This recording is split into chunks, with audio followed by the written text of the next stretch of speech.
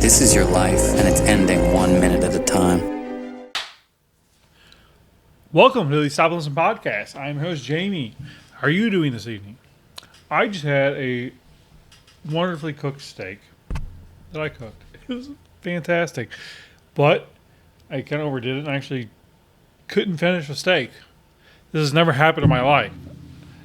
Like, I've always been, I just eat like a freaking monster. And as I get older, my appetite gets smaller and smaller, and I overdid it on the sides and couldn't finish the steak. It kind of makes me sad. But so Trump had a weekend. He was in Dallas this weekend. He was in Minnesota this weekend. He went to the spoke at the NRA convention. That was after a week in which he had a posse of people showing up to court with him. I'll get to that later. And he got to go to the graduation party, or not party, the graduation event.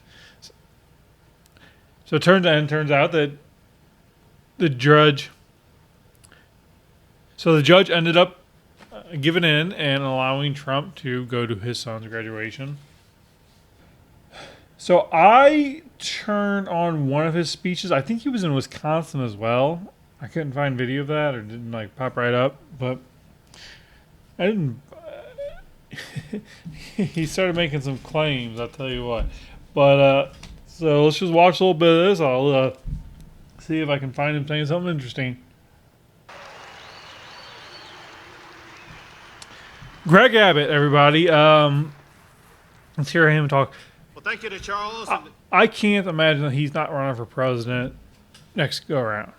So you'll have Vivek, you'll have Rubio, you'll have Greg Abbott, you'll have DeSantis. And you might have Sarah Huckabee Sanders.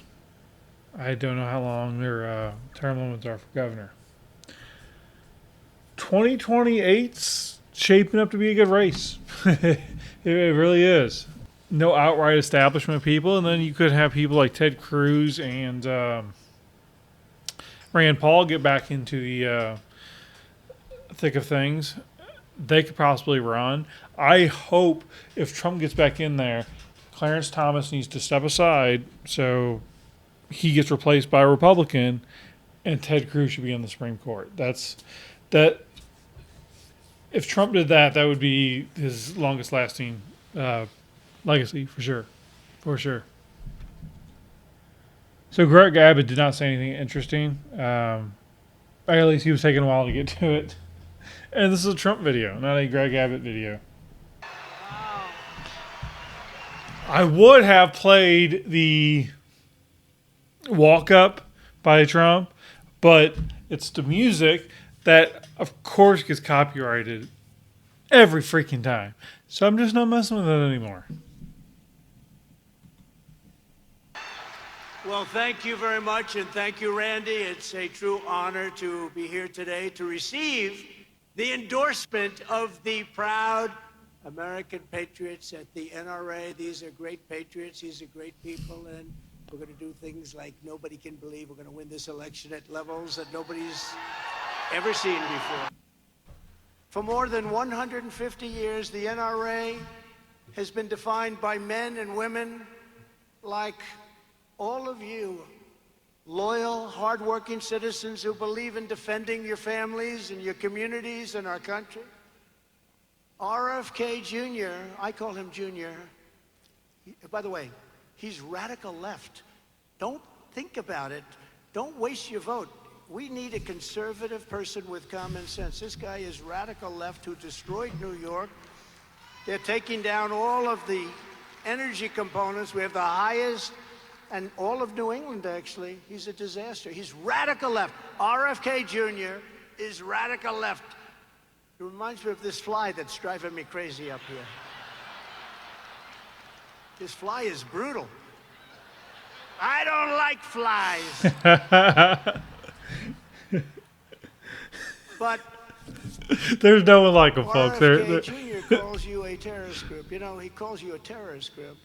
Can't vote for him. You can't, Somebody said, well, they like his policy on vaccine. The other day, he said, no, he'll go for the vaccine. He's got no policy on anything. He's radical left. He always has been. His family is angry at him because he's doing this. They won't talk to him because they said, where the hell did this come from?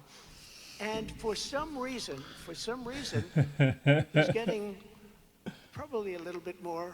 Hurting Biden a little bit more. But we can't waste any votes. We have to make sure we win. And I'm meeting, I don't know if you read, but I'm meeting next week, very soon, with the Libertarians, because largely they have so much of what we have. They're also people of common sense, generally speaking. They have a couple of things that are a little different. He doesn't know how to speak to them because it's the NRA. He's the worst president in the history of our country. He doesn't really know how to speak to him. But RFK Jr. Here he goes again on RFK. He calls you a terrorist group, and I call you the backbone of America. That's a big difference, wouldn't you say? For is under threat like never before. That's a big difference, wouldn't you say? But under crooked Joe Biden, everything you stand for is under threat like never before. Our Second Amendment, which is largely why you're here, that's the biggest statement for you. When I go and make speeches at different places, it's always important, but today, this is the big statement. It's under siege. Second Amendment is under siege. Our Constitution is being run through the he's just pandering. He's just pandering.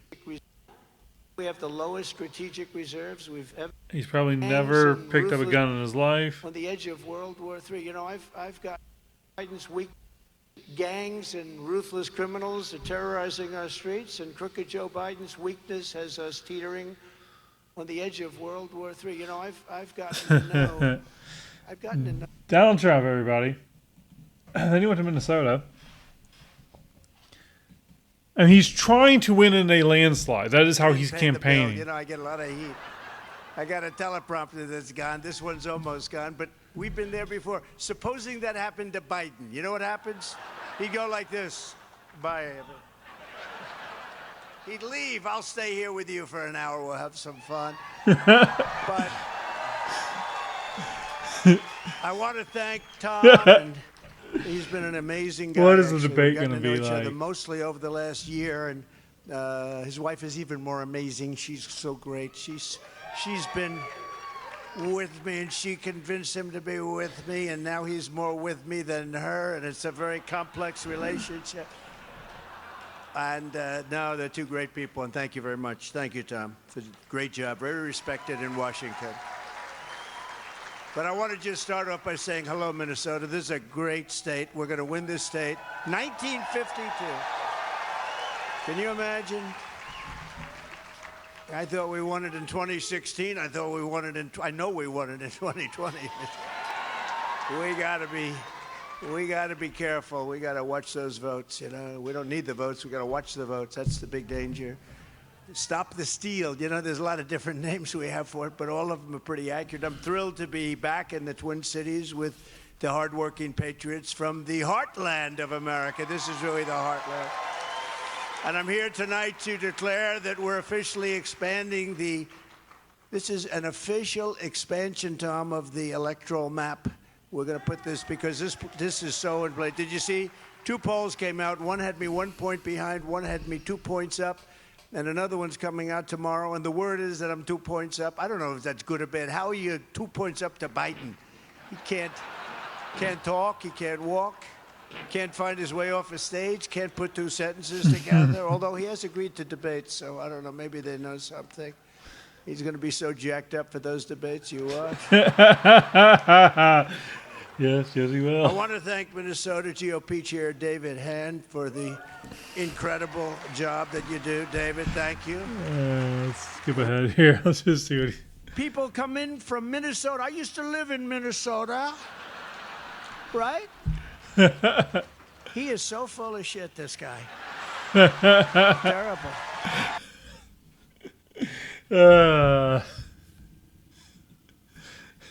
Apparently this happened there. Take mine, sir. I say, what the hell is that? I'm never going to lose this. This is going to be a part of our...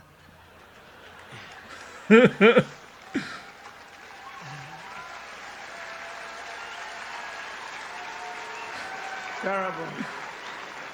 But Americans are not struggling. You know, this is the worst platform. Who put this stage up here? This is the worst. The frickin' place is falling down. I noticed it keeps tilting further left. Like too many other things.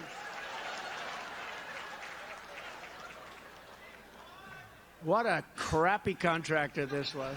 No, it's true. You know, I'm known as being a pretty tough negotiator, and sometimes I get a bad rep. A contractor does a bad job. I met a lot of great contractors there, but he does. Oh, Donald Trump, everybody.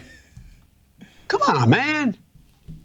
So Monday, JD Vance was with Trump in court. Then the next day, it was Vivek. Eric's there. You can see him. Mike Johnson. That's Corey Mills. He's a rep from Florida. Congressman. Byron Donalds. Okay, I had to search for that. I couldn't remember the guy's name. Oh, Tuberville. He was there Monday. And then I think they were off Wednesday. And then Thursday, Matt Gaetz and Lauren Boebert were there, and a bunch of other people from the Freedom Caucus. It was quite the showing. So they would just go out in front of the court and then just say the things that Trump couldn't. But the presence of Mike Johnson is very interesting. It just goes to show you Trump is governing now. He's governing now. He has acting politicians behind him, including the Speaker of the House. To be here myself to call out what is a travesty of justice. This is a travesty of justice. This is a sham trial. This is a sham. They know this trial is a sham. This is a sham. It's actually a scam trial. Oh yeah, Doug Burgum. I ran for president. He never got more than 1%, but apparently he's going to be somewhere in the administration. And of course, I haven't even read this nonsense. But it's just awesome. It's unity, and because we need a secession plan, which was not really in place. There was ideas, but now it kind of just cemented it to an extent. I want Tulsi for a lot of reasons, but apparently the pick is Marco Rubio for different reasons. But hey, man, he can go speak Spanish to people in Nevada, Arizona, Texas to make sure that doesn't come back and bite us. He could do that. I mean, he's obviously establishment, but you got to pick your battles. And Tim Pool, podcaster Tim Pool, he believes that this is the signaling of a deal's been made with the establishment, the swamp, the military-industrial complex, maybe. Side note, the president of Iran disappeared in his helicopter. They can't even search for him because it's foggy. And, who knows? There may be a nearby nation at war anyway who may have done that. That's scary. I mean, just the idea of countries assassinating world leaders. I mean, it's happened from the beginning of time, but it's still it's unsettling. So perhaps that country is not going to stop with the cleaning up its own backyard. It's going to clean up the front too. So that may be part of the deal, because Trump can't really back down on Ukraine. He said it enough times. That's got to be over. But they got to have something going. And last up from Oxford, Barron Trump just hit a major milestone. The 18-year-old graduated from Oxbridge Academy in Florida on May 17th and had his parents, former President Donald Trump and former First Lady Melania Trump, cheering him on. So he went to a big fancy high school, and they gave him some wrinkly old garbage to hang around his neck? That's weird. In the sidelines. In photos from the ceremony, Barron towers over his high school officials while he walks across the stage to receive his diploma. In other snaps, his parents smile and clap in the stands, and in one pic, Trump even waves at the camera. The former president was excused from his Manhattan criminal trial to watch his son graduate from the exclusive private high school in Palm Beach, Florida. Barron applied to the school after his family left the White House. It's just crazy. Like, that people on the right are already fantasizing about him being president in 2044, which is great optimism that we'll get there. But skip it right over Don Jr. and Eric.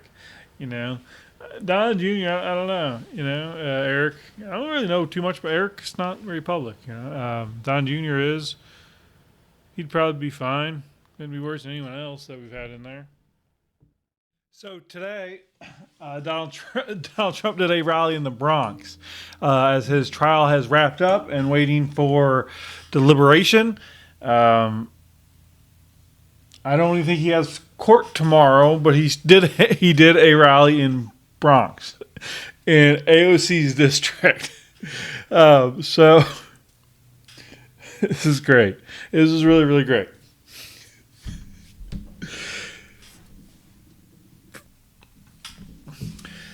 There were droves of people there, and then droves of people outside of that area because they couldn't get in. They didn't make the cut. He's really going for it. He's going for New York. He's going for the landslide, and he needs to. That's the right mindset. He needs to be. And that's why, like, YouTube, Google, Facebook, like, yeah, I get it. Like, you guys... Do you hate this own country that much? I mean, he's the people's choice, okay? He's only got 4 more years. A lot of bad stuff happens by us not securing the border. So you're hurting Americans that way as well. So, like, come on, like, get on board, big tech, and, like, just... It's okay. It's okay. We understand. He's abrasive. Okay, we can be adults and just, like, we all had teachers we didn't like, right? And we dealt with them for the year. This is like having a teacher you don't like. Okay, don't just stop crying about it. Okay, Trump's the man. Okay. It's going to be done and funded starting on January 20th. Directly from our great and beautiful White House. Is that okay? For my whole life, I always thought that this city is a monumental testament to the power of the American spirit and the American dream. When New York started as a small, rugged Dutch trading post near the tip of Manhattan in 1624, what you see around you is nothing more than wilderness and marsh. But by the muscle and backbone and genius of the people of New York, we built the city into the towering forest of iron, aluminum, concrete, and steel. We made this city and state into the capital of global commerce. We turned our hometown into the... Trump literally helped build New York. It is his city more than anyone's. Giuliani... It's him and Giuliani. They made New York when it was at its peak. Those two are what made it that. And then you guys sought to destroy them. Giuliani should be respected. He has kind of embarrassed himself the last few years. Everyone likes their fame, apparently.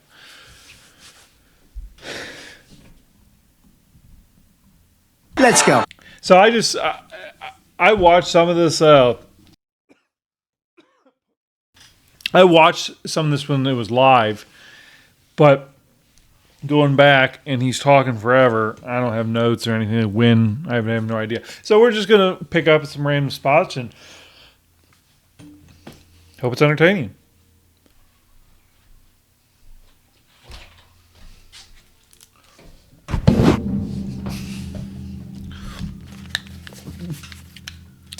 If Sparkling Ice ever needs me to do like live reads, I am ready.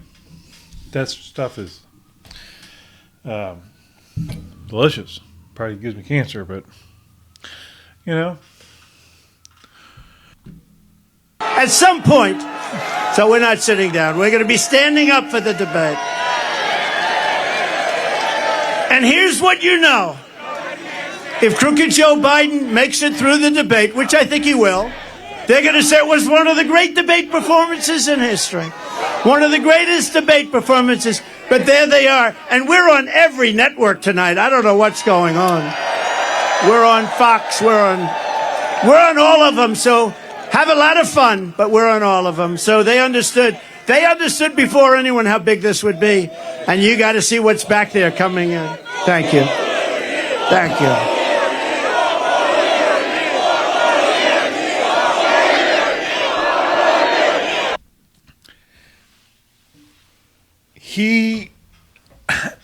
He's acting like he owns New York. He's acting like it's his city. And he should. He should. He helped build it. They used to love him. And the media told them for 4 years he's a big mean guy. And they put him on trial. They embarrass themselves. They keep swinging and missing. Like, you know, they can't touch him. It's crazy. How are they not finding anything on this guy? Like, anything? Like, I'm sure that, I mean, the document stuff, like, technically, I mean, they probably, I mean, he got tripped up or tripped up intentionally, but, I mean, that I could see, but they shouldn't let him take anything out of the way. No, you don't take that to your person. No, that's government. Anything government stays in government. Like, no. Like, that's, nope. You don't take anything. Like, unless it's, like, addressed to you, like a letter to you. But as long as that doesn't violate any, like, safety protocols, I would assume have, right? Anyway, I'm stuttering and stammering. Anyway. But above all, New Yorkers have something called common sense. And we do have common sense. An old-fashioned American common sense is exactly what I intend to bring back to the White House, just like we had for 4 years. You know, we had... So, this is brilliant. Trump is brilliant. Okay. I just figured it out. Marco Rubio is going to be the vice president. He's got to make a deal with the establishment to get some support. So Marco Rubio, speaking Spanish, he could shore up Nevada, and I don't know if New Mexico is possible. Maybe, you know, Arizona, like, and then also Texas. Do a lot of work in Texas as well, for sure. I mean, Florida, he doesn't even really need to touch Florida. Trump's got to have Florida. But see, the vice president and the president can't be from the same home state, and they both are Florida residents right now. However, Trump has other homes, and he has a home in New Jersey, and I believe one in New York. He's going to become a New York resident again when he runs for president. He's really going for New York. He's seen Zeldin, Kathy Hochul.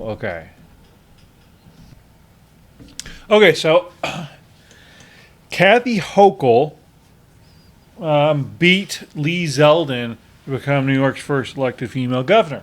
And now Lee Zeldin at one point was mentioned as a possible VP pick for Trump. So at one point, it looked like Zeldin was doing pretty good, if I recall correctly. And I'm seeing 54 to 46%. Okay, I mean, that's 8 points is a good, healthy win, for sure, in New York. You think if Zeldin can get 54% in New York, what could Trump get? You don't think that's possible? So if Zeldin got 46% of New York to vote for him, what could Trump get? You don't think Trump could do better than 46%? And how much more till he goes into that 51%? And Bobby Kennedy takes some votes. New York's in play. New York's in play. Wow. Breaking here, folks. Okay, I just figured, all right, we did the math together, all right? New York's in play. Like, I mean, and of course Trump thought it was anywhere, else he wouldn't have been doing the rally. I don't think he needs to be there. Like, he should probably be in Wisconsin right now, honestly. But he's probably headed there next. I think he's been there. I think he was there a few days ago. But, folks, this very well could be a landslide. How are they going to stop it? I hope he stays safe. I mean, he's going out in public, just in New York City, skyscrapers around. He's going, just walking out like he always has. God, that's wild. It's wild. They hate him so much. It's a scary thing, though. You know, Donald Trump said that the media is the enemy of the people. And I understand the sentiment, but he's wrong. He's definitely wrong. The media is the mouthpiece for the enemy of the people. That's those 3-letter agencies that have power beyond our wildest imaginations. That's probably the best way to describe it. Power beyond our wildest imaginations, these 3-letter agencies. And our ancestors,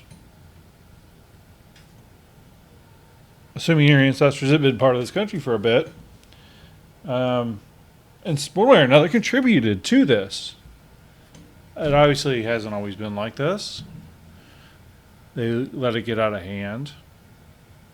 And because life was comfortable. After World War II, life became comfortable, and they sold us out. They sold our freedom out. That's what happened. The boomers sold our freedom out.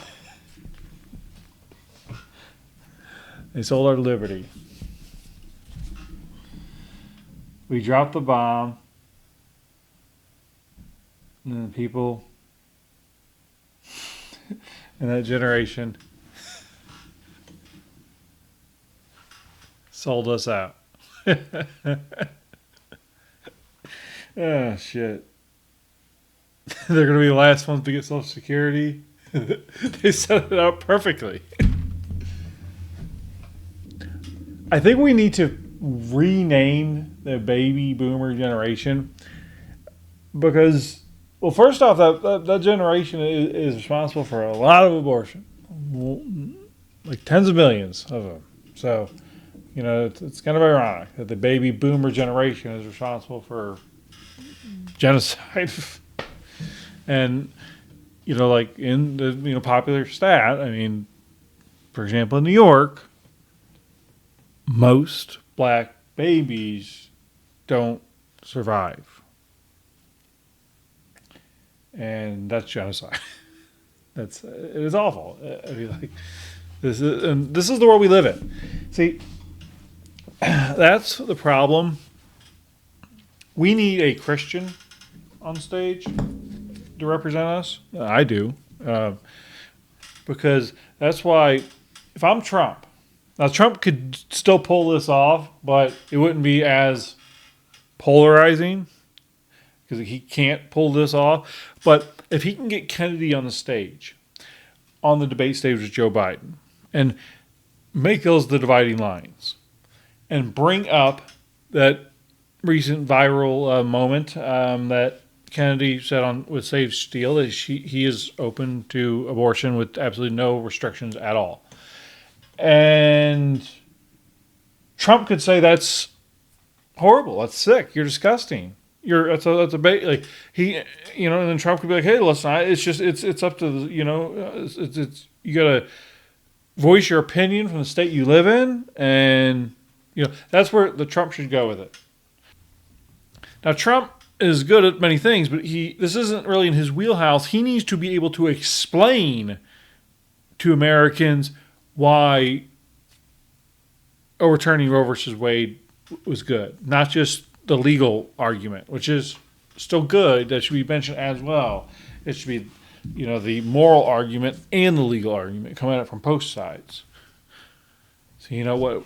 That way you say what was right is right. All right, so let's skip ahead and holy crap, there were tens of thousands of people there. I haven't seen. I looked up to see online if they had like an estimate. But it had been tens of thousands.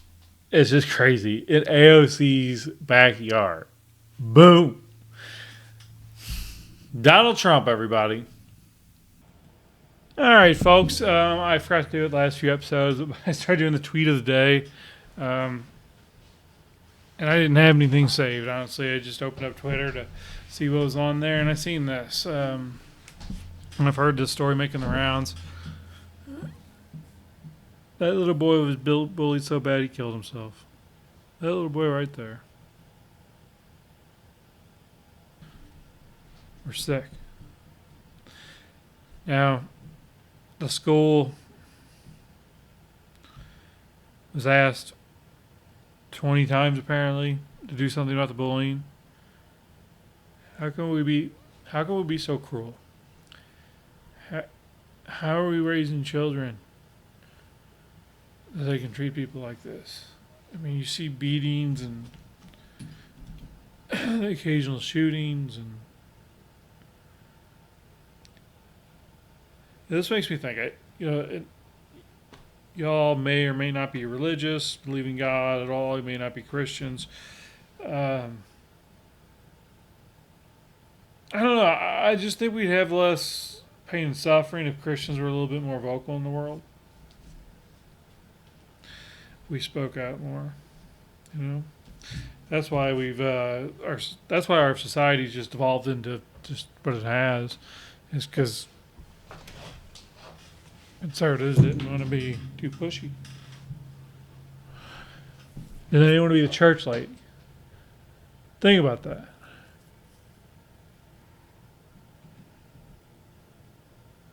And who could it have been? Let's see, I don't know. Let me think. Let me knock on Mr. Noggin. Who could trick us into doing that? Could have been Satan. See, we didn't want to be the church lady. Christians didn't want to be the church lady, so they just shut up and.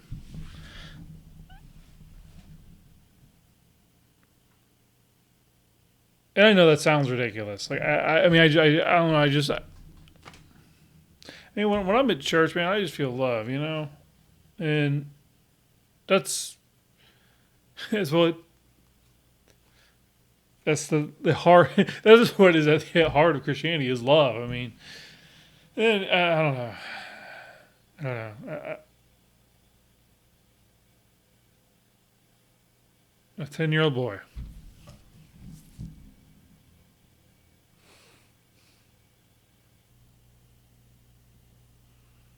See,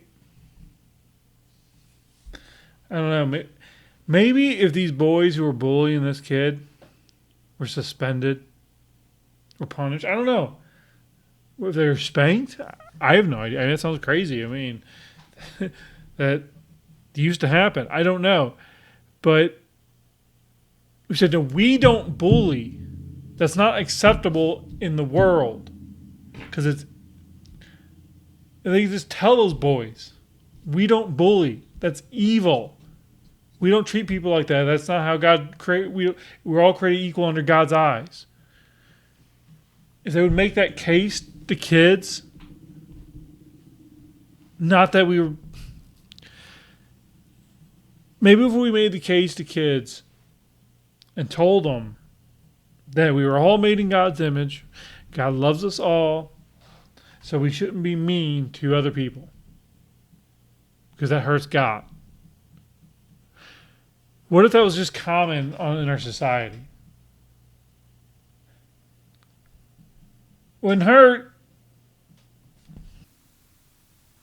Most of what you just watched was recorded Sunday night, and I spliced in the just the Trump rally part because that just happened. So I was like, oh wow, that's, I can freshen up the video and still not waste what I had done. It's just kind of a little stale now. I hope you still enjoyed it. But anyway, so please like, subscribe, follow, comment, do all the things. I appreciate it. And I'll see you next time. Bye. That's not the point. Goodbye, I'll miss you. Goodbye. I will never forget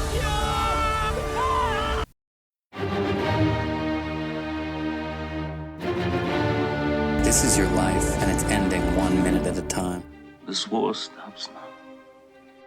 End the war. Bring freedom to our people. No more tricks. No more lies. Only truth. This is where we hold them. This is where we fight.